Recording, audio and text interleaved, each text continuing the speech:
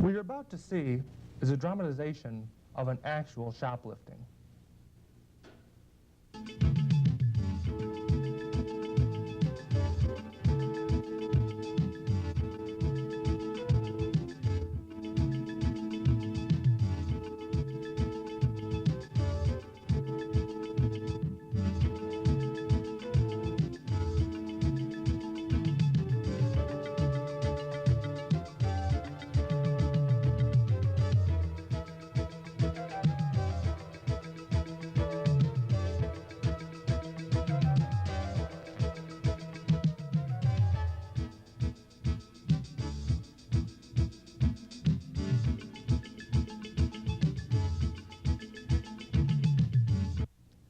A sight like that crime is typical. It goes on every day. What motivates a shoplifter? What are shopkeepers doing to battle the crime against shoplifting? All that information and more on the next episode of Inside Cedar Rapids.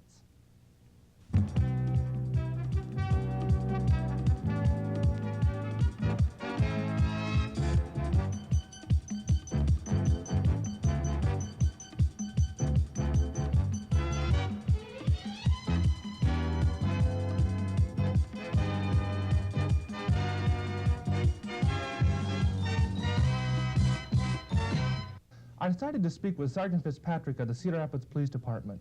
Here's what the sergeant had to say. According to city ordinance, shoplifting is as follows. Whoever shall willfully take possession or control of any property having a value of less than $50 and offered for sale by any store or other mercantile establishment with the intent to deprive the store or other mercantile establishment of that property without paying for the purchase price thereof shall be guilty of shoplifting. From here, what I'd like to do is explain to you the shoplifting statistics here in Cedar Rapids. Last year, 1987, we had 509 cases of shoplifting and recovered a total value of just over $11,000.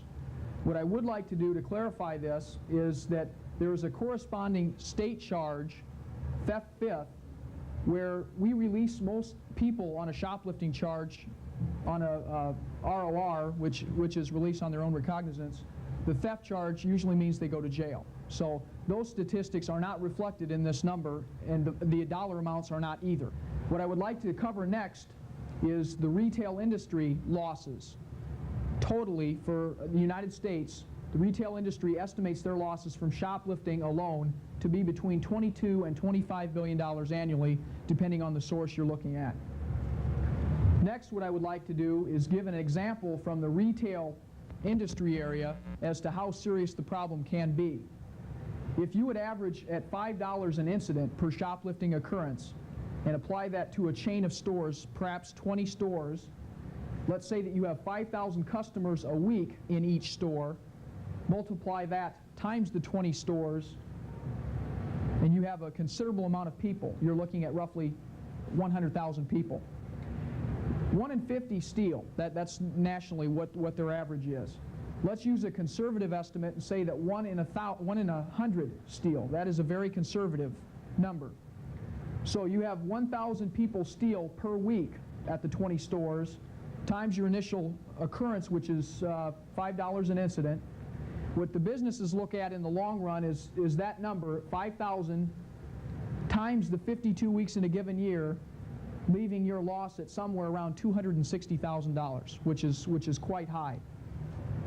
Next, what needs to be figured into this mathematical equation is based on a 15% profit margin, what that business must do to recover their losses of $260,000, $1,726,400 in increased sales must be experienced. So you can see that the equation itself does set forth a very serious problem.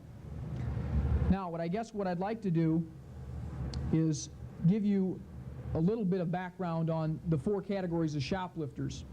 First of all, we have the professional. They account for about 25%. The second category is kleptomaniacs. They account for 1%, simply because there are so few in number. There's so few of them. Third is the occasional category. That accounts for another 25%. And number 4, which is the last category, is the habitual, and they account for the largest majority. They account for 49%. I guess what I'd like to leave everybody with is the idea that shoplifting does exist. It is a serious drain on profits.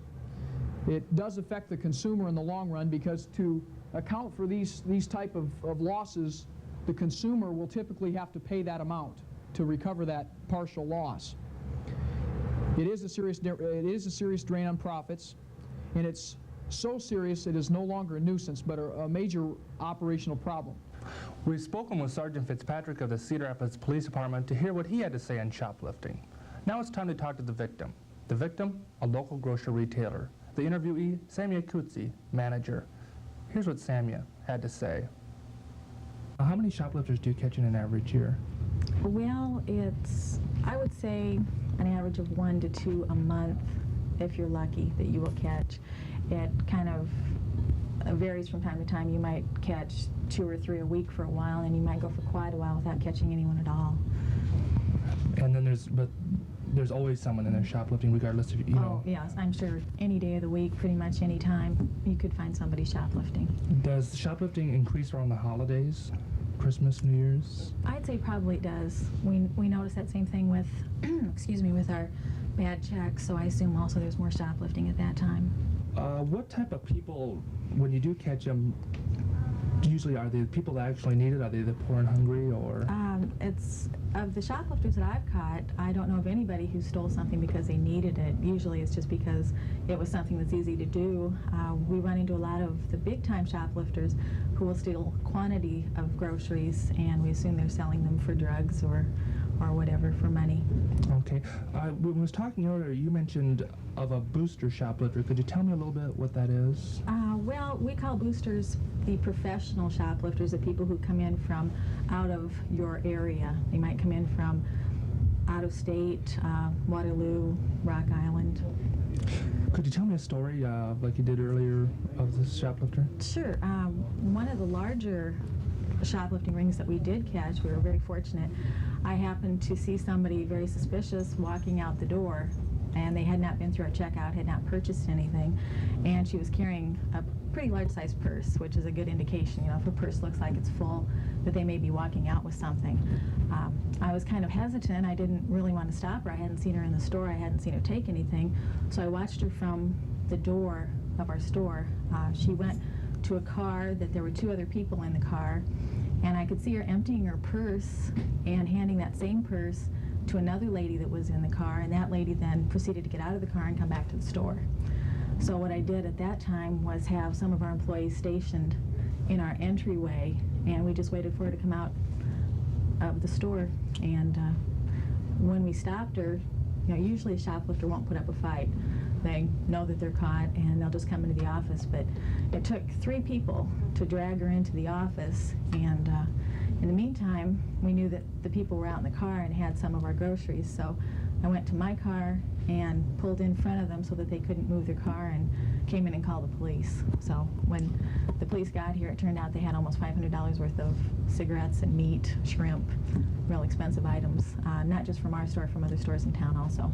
Do shoplifters usually go for the more expensive items, or does it vary on what they take? Well, you have some problem areas. You always have to watch your meat department, your cigarettes, and then with liquor also. That's something new that the grocery stores are selling, and we're finding a real problem in that area. Anything that's small enough to conceal that somebody could sell or use themselves, very expensive items. What do you train your people to look for when they start working? Is there anything in particular you tell them to watch? Well, it's something that we're trying to do more and more. You really have to count on your employees to be observant. We don't ask them to actually catch a shoplifter or stop somebody, but we do ask them to watch for anything that seems suspicious. A lot of times you'll have 2 people come into a store and they'll split up and go in different directions. If you see somebody and it's starting to get to be warm weather and they've got a coat on, that's a good sign also that somebody may be planning on shoplifting. Somebody who's looking around a lot, you know, they aren't really watching. You know, if somebody's shopping, they know what they're looking for, and they'll be picking up items. If they're looking around, they're generally checking out to see if anybody's watching them. and that's usually an indication also. And is it it's store policy then to prosecute? What happens after the person is caught? Do you have to appear in court with them in order to... Well, usually they will just plead guilty. There's not much that they can do. There's only one time I've ever had to go to court to testify for a shoplifter, and it was somebody who was representing himself and who was trying to get out of the charge because I had stopped him inside the store instead of outside the store. In conclusion, I hope that I've shed some new light on the crime of shoplifting. If you see someone take something in a store that you don't think belongs to them, don't take the law into your own hands. Contact the police or the store manager. And remember, is shoplifting really what America is all about? Thank you, and good day.